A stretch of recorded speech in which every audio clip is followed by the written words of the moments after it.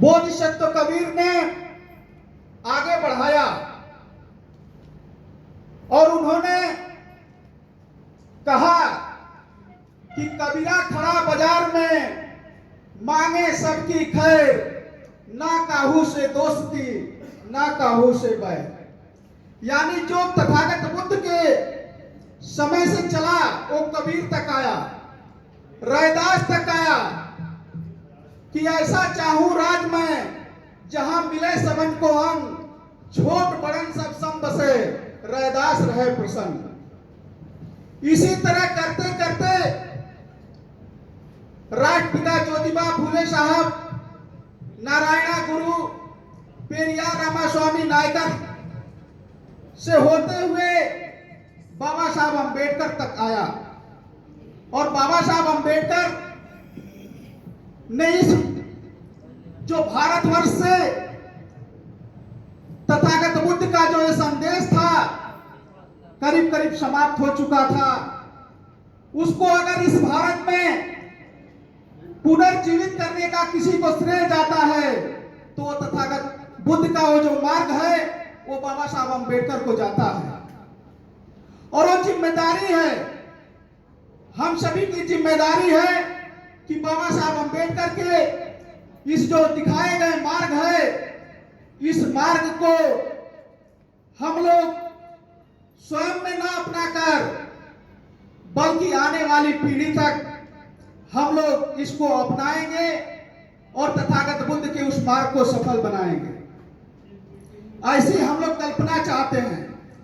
मैं साथियों एक चीज कहना चाहता हूं कि आखिर में बाबा साहब अंबेडकर के परिनिर्वाण को होने के बाद ऐसा कभी नहीं हुआ होगा कि हम लोगों ने बाबा साहब अंबेडकर की जयंती नहीं मनाए होंगे। ऐसा भी कभी नहीं हुआ होगा कि हम लोग बाबा साहब अंबेडकर का परिनिर्वाण नहीं मनाए होंगे। ऐसा भी कभी नहीं हुआ होगा कि हम लोग संगोष्ठी नहीं किए होंगे, सेमिनार नहीं किए होंगे, रैली नहीं किए होंगे, महारैली नहीं किए होंगे। ऐसा कभी नहीं हुआ होगा। हम लोग लगातार ये काम करते हुए चले आ रहे हैं।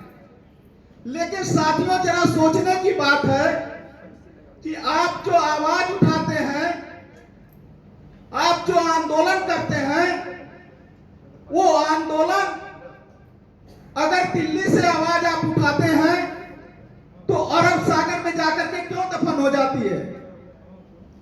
ये सवाल है समाज से। अगर हम लोग दिल्ली से आवाज उठाते हैं तो हिंद महासागर तक जाकर क्यों समाप्त हो जाती है?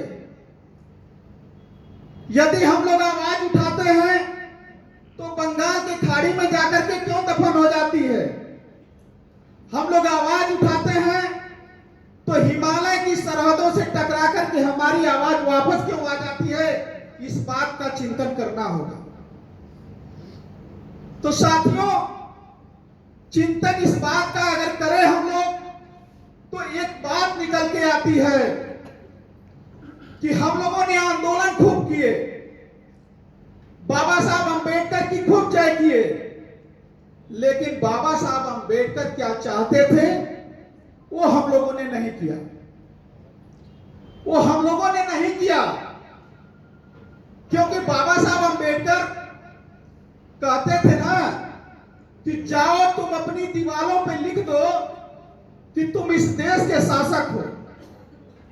जाओ तुम अपनी दीवारों पे लिख दो तुम इस देश के शासक हो। लेकिन साथियों, गलती हमारा समाज क्या किया? बाबा साहब अंबेडकर की वजह से शिक्षा ग्रहण किया, बाबा साहब अंबेडकर की वजह से नौकरी पाया, बाबा साहब अंबेडकर की वजह से एमपी एमएलए बना, बाबा साहब अंबेडकर की वजह से ग्राम प्रधान पीडीसी बना। लेकिन साथियों, ये सब होने के बावजूद भी हम लोगों ने गलती क्या किया? हम लोगों ने गलती यही किया कि हम लोगों ने बाबा साहब अंबेडकर के अनुसार अपने जीवन को नहीं संचालित किया। हमारी गलती है। वो कहे कि अपनी दीवारों पे लिख दो कि तुम इस देश के शासक हो। लेकिन हम लोगों ने उल्टा लिखना शुरू किया। जैसे ही हमने शिक्षा ग्रहण किया, जैसे ही हम लोगों ने नौकरी प्राप्त की और जैसे ही हमारे पॉकेट में वेतन का पैसा आने लगा, तो एक काम हम लोगों ने किया। लेकिन एक बात और जरा सोचिए साथियों, कि जब इस बात को बोल रहे होंगे बाबा साहब अम्बेडकर, तो उस समय हमारे समाज के लोगों के पास दीवार भी नहीं रही होगी, दीवार भी नहीं रही होगी जहां पे हमारा समाज जाकर के लिखे कि हम इस देश के शासक हैं। लेकिन साथियों, बाबा साहब अम्बेडकर इतने दूरदर्शी थे कि वो जानते थे कि मैं इनको जो संवैधानिक अधिकार देके जा रहा हूं, इस संवैधानिक अधिकार से जब ये लोग आगे बढ़ेंगे तो ये बात तो लिखेंगे ही लिखेंगे कि हम इस देश के शासक हैं। लेकिन साथियों, हम लोगों ने गलत करना शुरू किया। बाबा साहब अम्बेडकर के उल्टे काम करना शुरू किया। उन्होंने कहा कि जाओ अपनी दीवारों पे लिख दो तुम इस देश के शासक हो। लेकिन जब हम लोगों ने नौकरी पाई, जब तनख्वाह आई, तो हम लोगों ने भी सुंदर सा घर बनाया, बढ़िया सा घर बनाया। और जब बढ़िया सा घर हम लोगों ने बनाया, तो अब बाबा साहब अम्बेडकर के उल्टे काम करना शुरू किए हम लोग। जहां पे लिखना था कि हम शासक हैं, वहां पे हम लोगों ने क्या लिखा? ओम नमः शिवाय, जय हनुमान, धन धन सतगुरु एक तू ही सहारा। यानी जिसका सहारा होना चाहिए था, जिसको क्रेडिट देना चाहिए था, उसको तो हम लोगों ने क्रेडिट ही नहीं दिया, बल्कि बाबा साहब अम्बेडकर के जो विरोधी लोग थे उनको अपने घरों में हम लोगों ने बैठा लिया।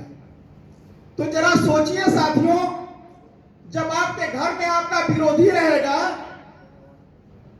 तो आपके बच्चों पे कैसा संस्कार पड़ेगा और कैसे हम लोग तथागत बुद्ध के मार्ग को अपनाएंगे। तो हम लोगों ने यह उल्टा काम किया।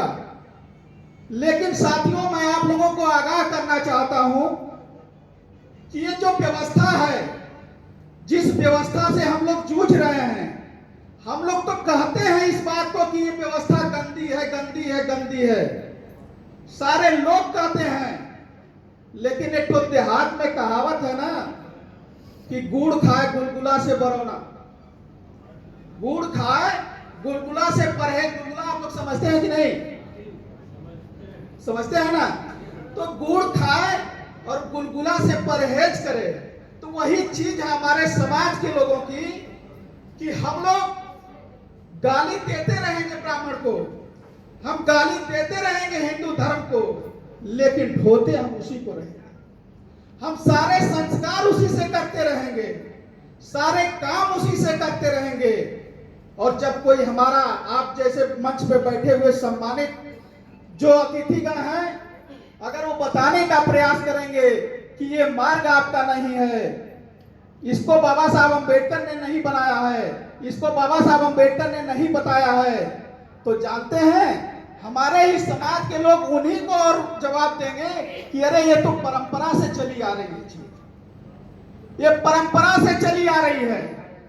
तो साथियों, बाबा साहब भी अपने वॉल्यूम में लिखते हैं कि ये समाज तभी उन्नति कर सकता है जब परंपराओं को छोड़ेगा।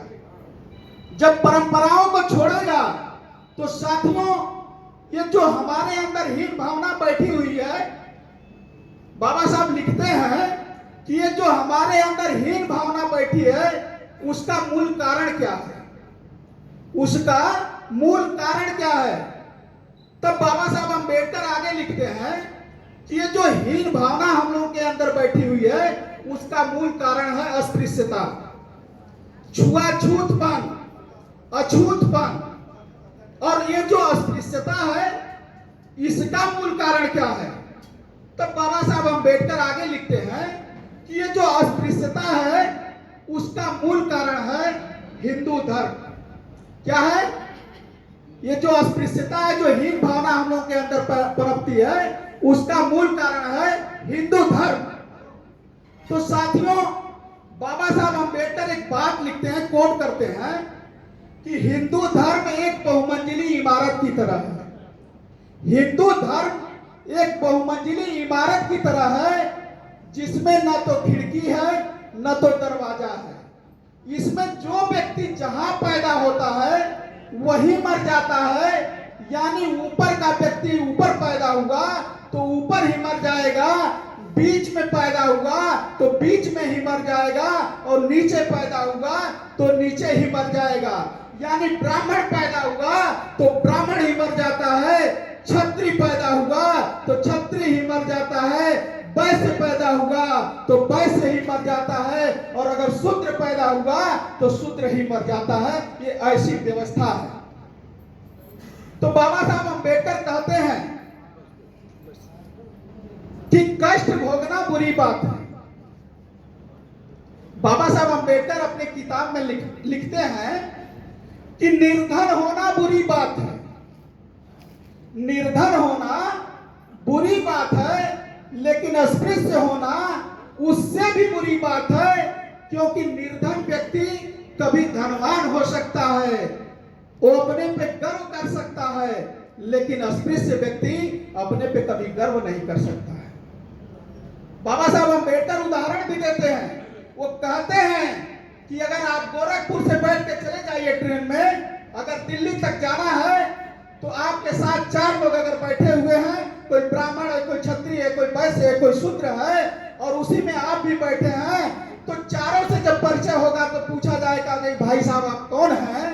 तो ब्राह्मण कहेगा कि मैं ब्राह्मण हूं, क्षत्रिय कहेगा कि मैं क्षत्रिय हूं, वो गर्व से कहेगा, वैश्य कहेगा कि मैं वैश्य हूं।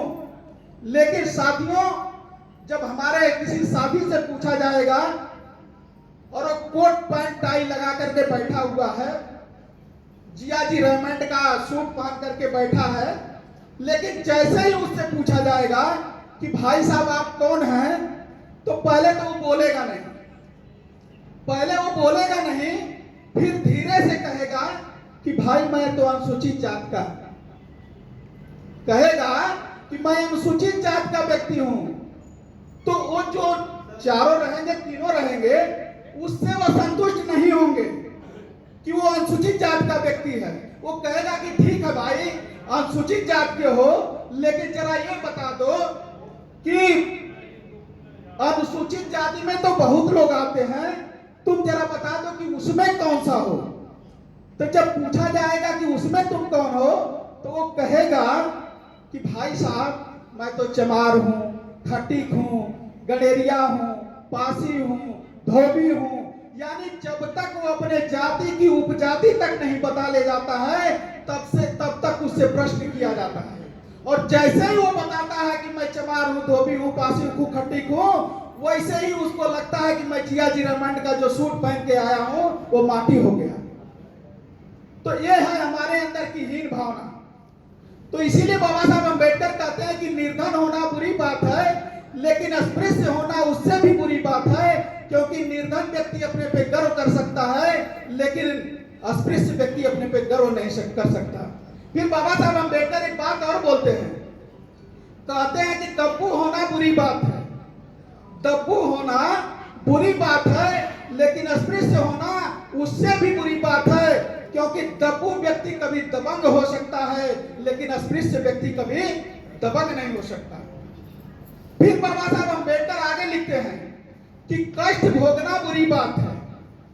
कष्ट भोगना बुरी बात है, लेकिन अस्पृश्य के रूप में कष्ट भोगना उससे भी बुरी बात है, क्योंकि जो हम लोग कष्ट भोगते हैं, जो अस्पृश्य के रूप में कष्ट भोगते हैं, वो ये मान करके भोगते हैं कि ये तो शायद हमारे कर्म में लिखा गया है, हमारे कर्म में लिखा गया है, इस वजह से हम लोग भोग रहे हैं। या तो हमने किसी दूसरे जन्म में कोई ऐसी गलती कर दिया हो जिसके वजह से आज हम लोग ऐसी स्थिति में हैं। तब बाबा साहब अम्बेडकर कहते हैं कि इससे छुटकारा का एक ही उपाय है कि तथागत बुद्ध का जो समता, स्वतंत्रता, न्याय, बंधुत्व का जो मार्ग है, वो अगर मार्ग आप लोग अपना लेते हैं तो उससे न सिर्फ आप अपने जीवन को भला कर सकते हैं, बल्कि आने वाली पीढ़ी को भी आप सम्मानजनक स्थिति में ला सकते हैं। और इतना ही नहीं, जिस दिन आप तथागत बुद्ध के उस मार्ग को अपना लेंगे, न सिर्फ भारत में आपका सम्मान होगा बल्कि पूरी दुनिया आपको सम्मान की नजरों से देखेगी और अस्पृश्यता और छुआछूत खत्म हो जाएगा। साथियों, समय कम है, इसलिए मैं यहीं पे अपनी वाणी को विराम देता हूं और आप सभी का पुनः अभिनंदन करते हुए, जितने भी साथी आए हुए हैं सबका अभिनंदन करते हुए अपनी वाणी को यहीं विराम देता हूं। नमो बुद्धाय, जय भीम।